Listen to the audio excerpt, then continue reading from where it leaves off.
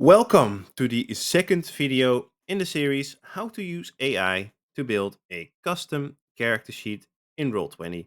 My name is Gils, and I'm the creator of a tabletop RPG called Cannibal Z. Uh, in the Rolling Up a Company channel, I will take you along on my tabletop RPG business journey, where I built my tabletop RPG from scratch and hopefully turn it into a successful name in the tabletop RPG space. Now, in this second video of the series, I will show you the HTML, CSS, and API codes I have created for my own game, and some of the things to look out for when using AI as a coding tool, and some of the basics to setting up your character sheet. As stated, no prior coding experience is needed, so let's jump straight into Roll20. Here we are on the Roll20 page. For this tutorial, I have created a new game, but I'm going to show you first some of the code from my own game, so that you can see some of the end results. So here we have jumped into the settings tab for the game, where there is a character sheet template set as custom, and we've made, as you can see, quite a lot of code over the last few months to make this game work as it does. As we've shown in the previous video, all this code makes it end up in that way. There's two tabs here: the HTML layout and the CSS styling layout. HTML, the basics of it is, the top part of it is all standing data mostly. So it's all non-interactive. At the bottom here, we've made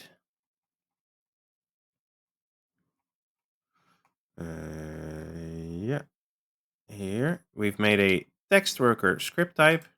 So those do interact and do make stuff happen within the HTML coding. So they do have actions on them. Um, a lot of the actions are also regulated by the API scripts, which I'll show in a little bit. And those are more advanced actions, is the best way to explain it.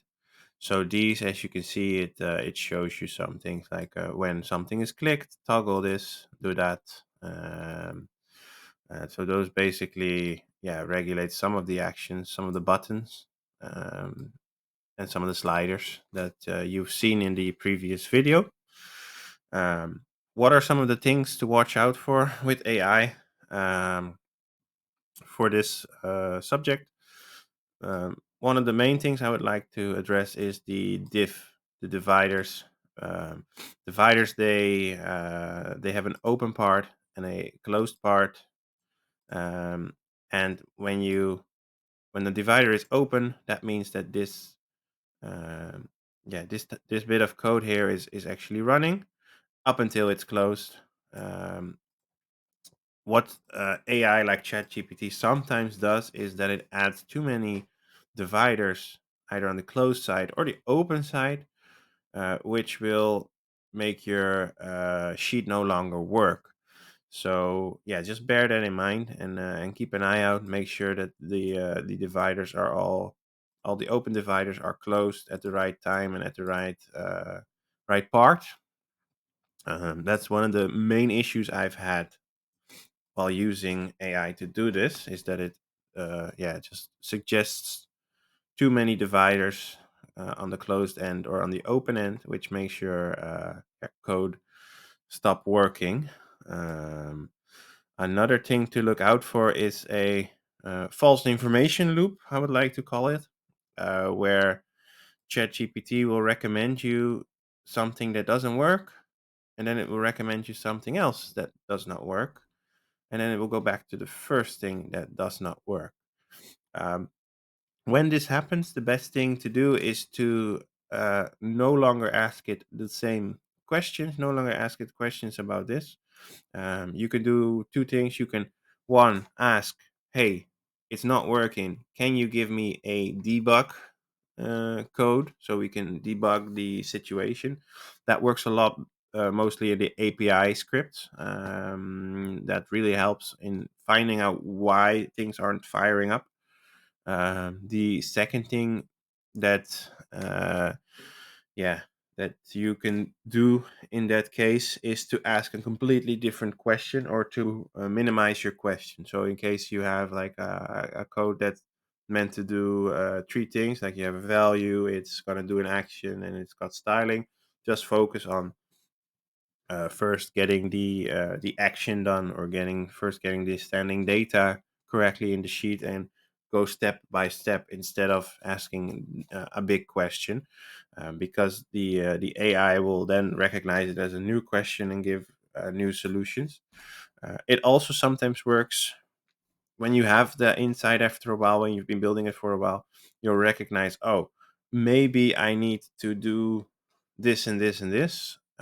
It also works to sometimes just give it some suggestion. So give the AI a suggestion of, hey, I think we could maybe fix it if we do this, this, and this. And then it will sometimes recommend you the correct answer and fix the problem for you.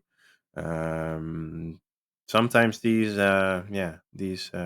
misinformation loops can take a while to solve. I've had quite a few myself, where I was stuck on something that I was like, oh, it's never going to work.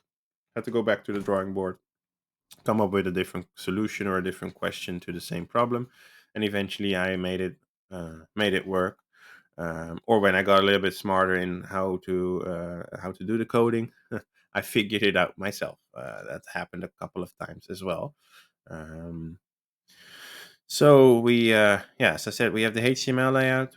We have the script worker below it, and then we have a CSS styling tab. Now, this is purely all the styling for the game. So everything you see from saw in the previous video, from the black background to the styling of the help bar, to the styling of the token colors, to the styling of the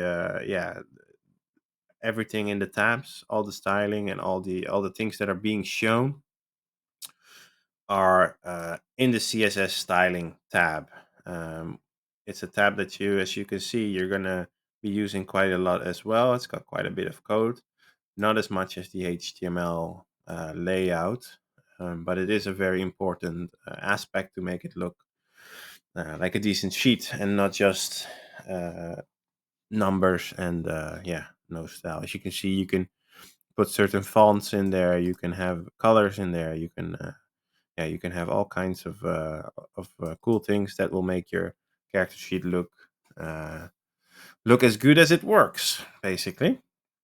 Then the third thing I wanted to show you is the API scripts. These are only available to pro users of Roll20.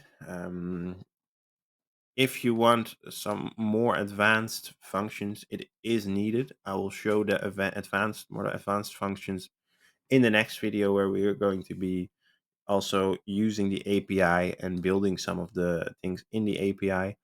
Um, but for just basic setup of a basic sheet, it is not always needed. So some of the things I've regulated here are just the roles of the smart talk bulk of my stat blocks.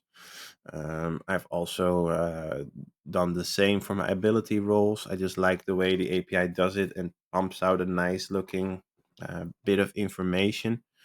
But not everything I've put in here. So, for example, you saw in the previous video a difference between my weapon roles and my standard roles in terms of how they look like. That is because for those standard roles, the system uses a standard macro to roll it, whilst for the skill checks and the ability checks and the resting check that we demoed in the previous video, it uses the API, so that and the API can make more advanced calculations, whereas the macro just puts out certain D6, D10, D20 rolls, and is very good at doing that. but not so good at advanced calculations that my smart talk all checks needed, which is why I decided to be using the API instead for that. So those are basically the three things. Another thing that you must be aware of is that the standard brackets style and here the input tabs, they always have to be you always have to make sure that they are not doubled by the AI. It does that with, for example, the script worker a lot, where if you ask it for new script, it will also supply script and script close. You'll need to make sure that there's only one script closed, and all your script is in between that. Um, so yeah, those are the basic tips and also the basic fallouts for using ChatGPT. We are now going to go into the new uh, campaign that I've created. So here I've pressed create new game and created a new game.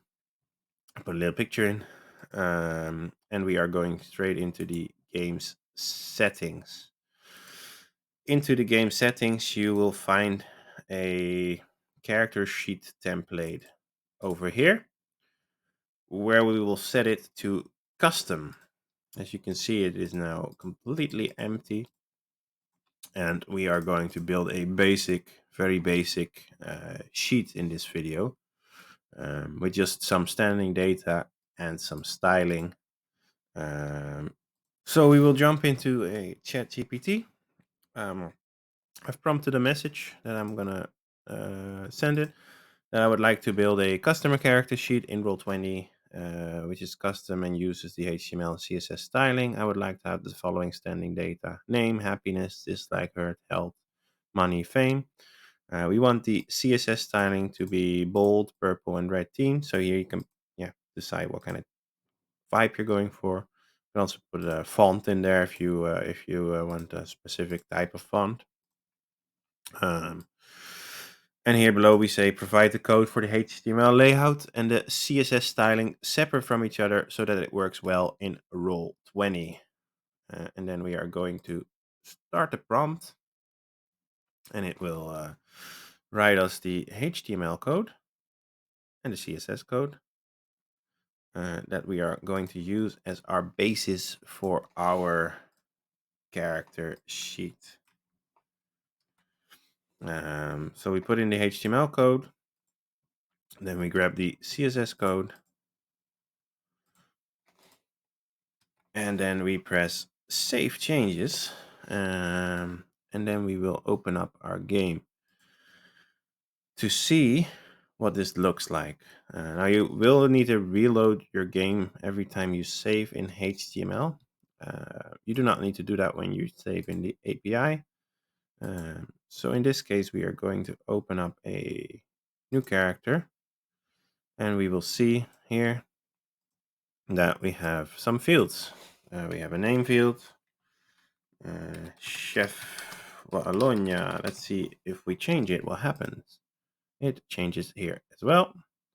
So that's already well in the code. We can put our skill checks in here, or skill points in here, and say, all right, it's got happiness, dislike, and it's a little bit hurt. It's got some health. It's maximized, as you can see already, because that's what we asked the AI to do.